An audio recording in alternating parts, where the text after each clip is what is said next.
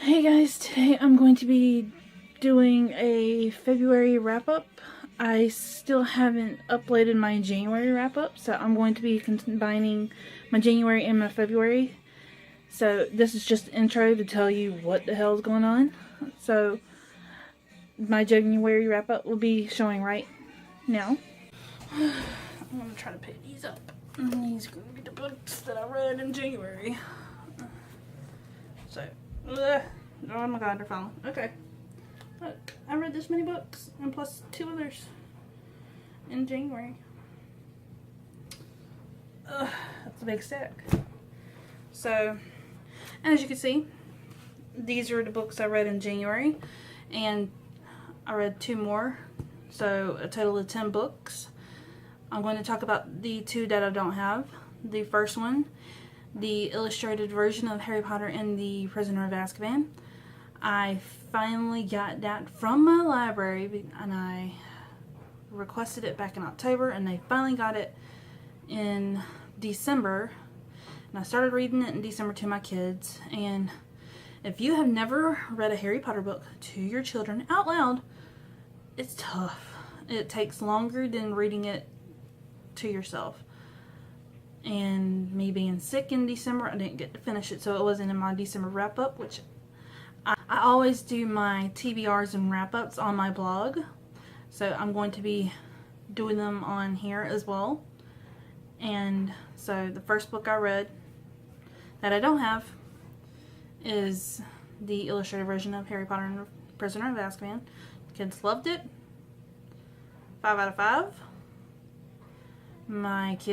My oldest, Samantha, does not like Professor Lupin as a werewolf. She cries. And the second book I'm going to talk about is Heidi by Johanna Spyri. That was part of my oldest, Samantha.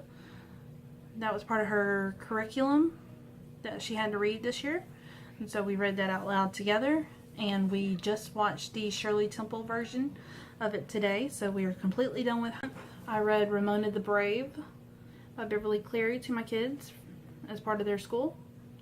This was their first introduction to Ramona, and so it automatically gets a 5 out of 5 because who does not love Ramona? She's just the cutest little first grader. Well, I don't have a first grader, so I can't speak. I only have a kindergartner and a 2nd grader and a 3rd grader, so this cute. I watched my January book haul, which will be going up before this one. Then I talked about this, Long Black Veil by Jennifer Finney Boylan. And this one, I've also talked about this one in my January book haul, The Heirs by Susan Reiger. This was my favorite out of the 3 books that I got from Blogging for Books. My review was linked in that video, so go back to that video and check it out. My least favorite book of the year, my most hated book, The Sky Is Yours by Chandler Kling Smith. I go on a rant in my January book haul about this, so if you want to know why I hate this book, go watch that video. I'm not going to get back into it. I'm washing my hands of this book until the end of this year. This book, Give Your Child the World, it's a list of children's books that are from around the world. It'll teach your kids other cultures, and with everything going on in the world today, I just want to immerse my kids in more cultures and tell them that the rest of the world is bad, but there are kids just like them who believe that the world is innocent and everything. And this book will help. I've already got some of the books from the first list, and I'm going to be reading them to my kids, and then I will be making another video showing you those books and which ones we liked and which ones we didn't really fancy. So, yep. I'm glad I found this book. The next two are part of a series. Back when I had my oldest in 2009, I read this author's first series, and it was Lauren Conrad. Growing up in high school, I was a big Lauren Conrad fan, and I watched The Hills religiously. So, and I think 2 years ago, I finally bought this series, just wanting to read it. It was on my Goodreads TBR shelf, and I just wanted to finally read it and put it on my new bookshelf and get it off my shelf above my computer in my room, which I'm going to be turning into a year-long TBR shelf. So I will be making a video on that. But the first book in that series is the Fang Game. It follows a character from the LA Candy series, Madison Parker. She was the mean girl, and in this series we get a little bit of that meanness, but she mellows out with her new co-stars in the new show, and she finds love. So, and these were quick reads for me. I started it one day and then finished it in the next. It's really quick. The only problem I had with I finished book 3 yesterday, so I don't know if I should say this in this video or in my February wrap up, but it fits with how Lauren Conrad left open character stories in the first 2, but she did it in book 3, which led me to believe that someday she will pick another character from this series to write about as a main character of get its own series. But it's been years, and I highly doubt that she's going to write any more books. So that's the only thing I have a problem with, that open character storylines. She didn't close them off very good. But yeah, the Fang Game. And book 2 was Starstruck. This one was my favorite because Madison gets a taste of reality. She's on a reality show, but she finds out how tough the real world is, how an actual job, instead of being in front of a camera, how tough it is. So, yeah, that one had to be my favorite out of the 3.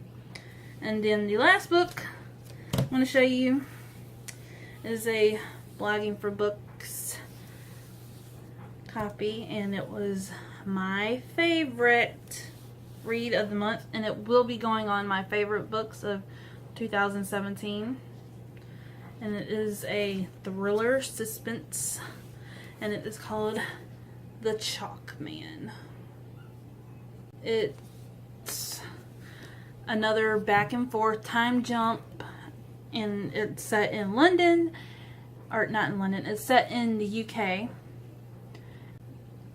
Seeing through the eyes of a man who grew up finding a dead body, and he tells his story, how the events of this murder and how it came to be, and his family life and his town life, his childhood, how it's differed, and how it's made him the person he is today, and how his town is completely different now, and how his he's living without his father, and yeah. The ending is a complete mindfuck. You will not see it coming, or I didn't, but this is my favorite. I'm not going to go into detail because I can't really explain this book without giving too much away, and I don't want to give too much away because this book is just amazing. CJ Tudor, write more books, please. So, I will be on the lookout for more from this author. She is a auto-buy author for me now, once she writes more books. And this book also made me realize that I will never look at chalk stick figures the same way again. I will not think of them as innocent little drawings. That was it. That's my January wrap up. I had a good reading month. I did have a good reading month. I'm going to be talking to you about the books I read in February. I read, I think, hold on, let me go to my computer.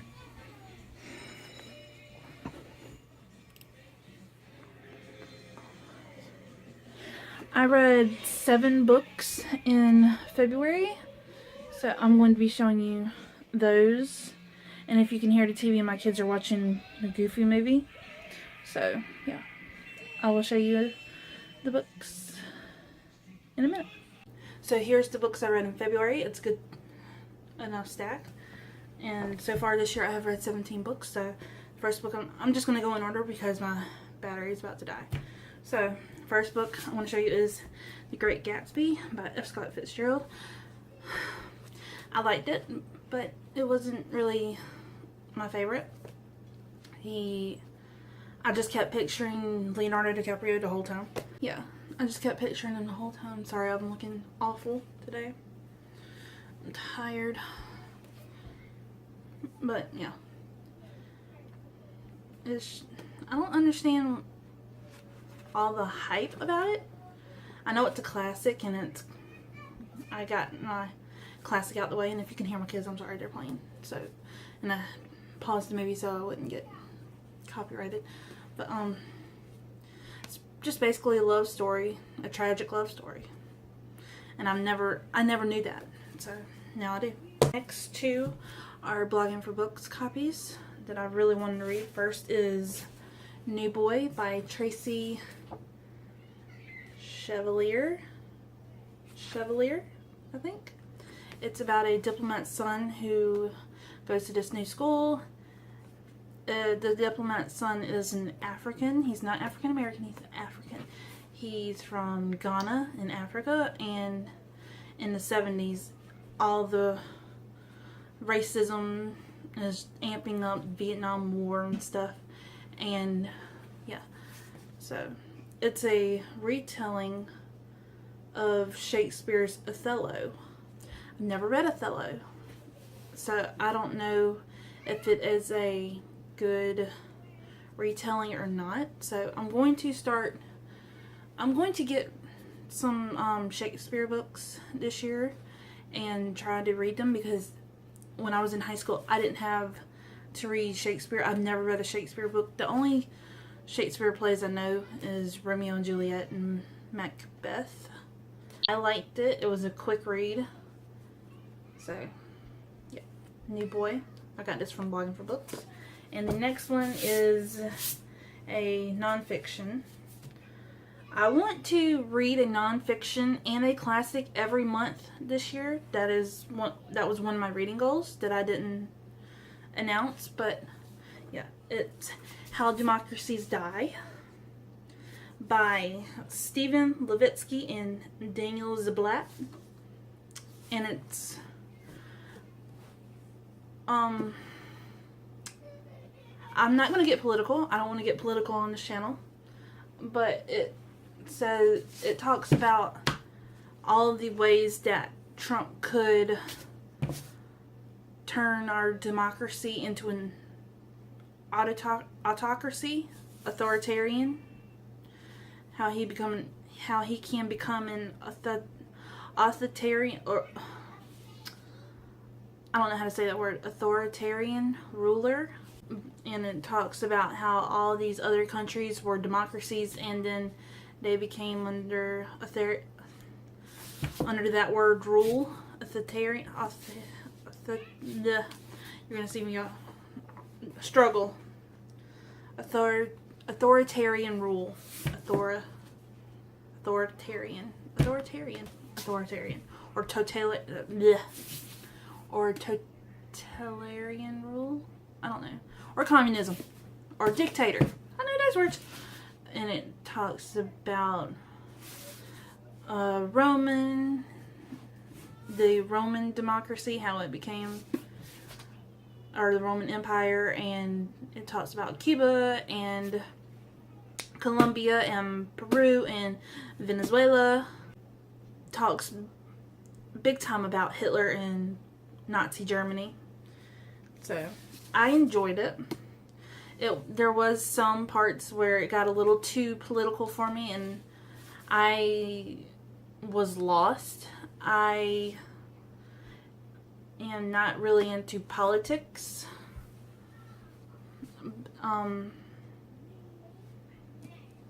Yeah, but I want to change that because this world is going to shit. And I need to educate my daughters. That's all I'm going to say about that. How democracies die. I think I gave it a 3 or a 4 out of 5. So, the next is a book that I read at the beginning of the month. And it is Infamous by Lauren Conrad. This is the last book in her Fang Game series. I'm not going to talk about it because major spoilers, but it follows main character Madison Parker, who was in the LA Candy series. It follows her as she's going on this new show, and she's having all these family problems, and she's turning over a new leaf. And I read through this one really quick, like all the other books. So I'm glad. These are just like really quick reads for me to go through on when I just want to waste some time. And the next one that the next book I'm going to show you was exactly that. So I'm going to put my hair back. And the next book, I didn't have high expectations for it, and I don't know why I bought it, because it was awful. It had no... I already knew this. I knew it wasn't going to be that great, but this was just so bad. It is a serious case of being famed. You can write a book and sell it and make money. It wasn't edited. It was not have a storyline. It was just a, oh, we're going to try this and we're going to put it out there and say we done it. So, and yeah. So, Dollhouse by Kourtney, Kim, Khloe Kardashian. It was just awful. I didn't have high expectations for it. I didn't have any expectations for it, actually. But I only spent $1 for it on, or not $1, I only spent a penny on it from Amazon. So, yeah. I'm going to be getting rid of this quickly. I'm going to be taking it to my little free library, because I don't know who else would want to buy this crap. This book was a favorite for February. I read through it quickly, and it was a contemporary, and it was a love story, and I read it around Valentine's Day, and it is 10 Reasons Not to Fall in Love. It was a quick read, even though it's chunky. It's about this woman named Jo. She has just had a baby, and when that baby turns 1, the father leaves them. And then when the baby turns 2, she goes back to work from maternity leave. She took 2 years off for maternity leave. And this takes place in England, so I don't know how the maternity thing works over there, or even if this is based off of maternity leave in England. But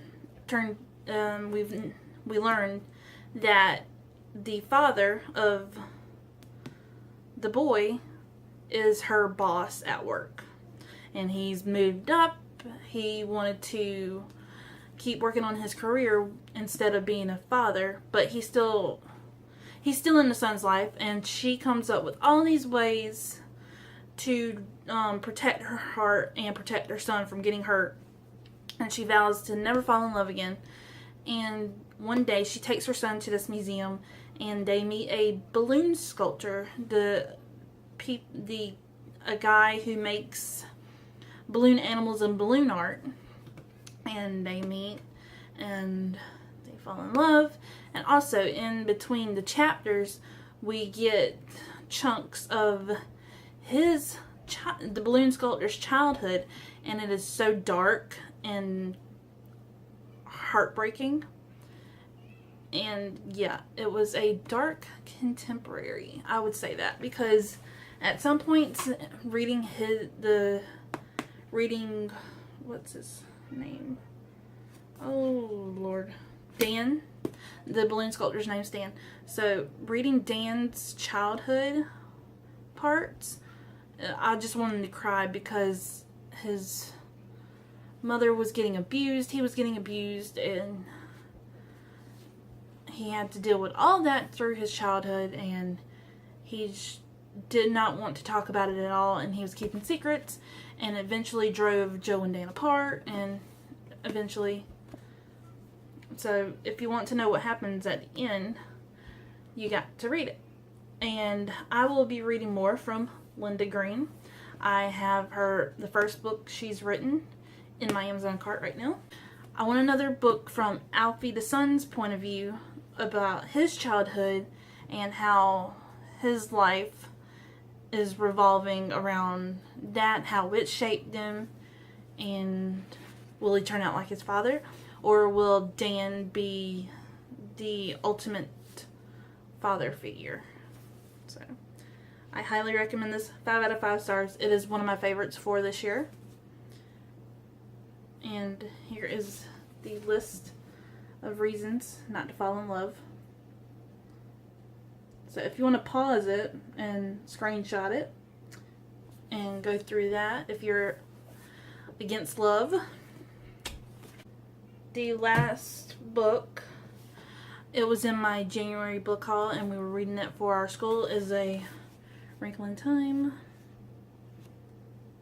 The kids loved it. We're reading book 2 now, A Wind in the Door, and this book has been turned into a movie. It'll come out on next Friday, so I'm hoping to take my kids to the drive-in again next week, because we are going on Sunday, and I'm hoping we can go again next weekend to see this. So yeah, I enjoyed it. It was very creepy at times, and it was a little upsetting that it was upsetting to the girls about how Charles Wallace was taken over by the Thing. And I can't wait to see the movie. I know it's going to be excellent. And Oprah and Reese Witherspoon and Mindy Kaling and Zach Galifianakis. Oh. And I can't wait to, I think, is the girl who's playing Megan in the movie, is, I gotta read more about her, but I'm thinking that it's her first movie or first major movie. So yeah, I can't wait to see how she does. And Chris Pine, he plays the father. I'm not sure how I feel about that. I'm not a very big Chris Pine fan. I watched Star Trek and no. I watched Princess Diaries 2. That was my first Chris Pine movie, and no. His acting is just not great in my opinion. But anyways, this video is 15 minutes long, so, and my battery is blinking at me, and it's about to cut my camera off. So if you enjoyed this wrap-up video of 2 months, give it a thumbs up, hit subscribe, and I will see you later for my March TBR. Bye.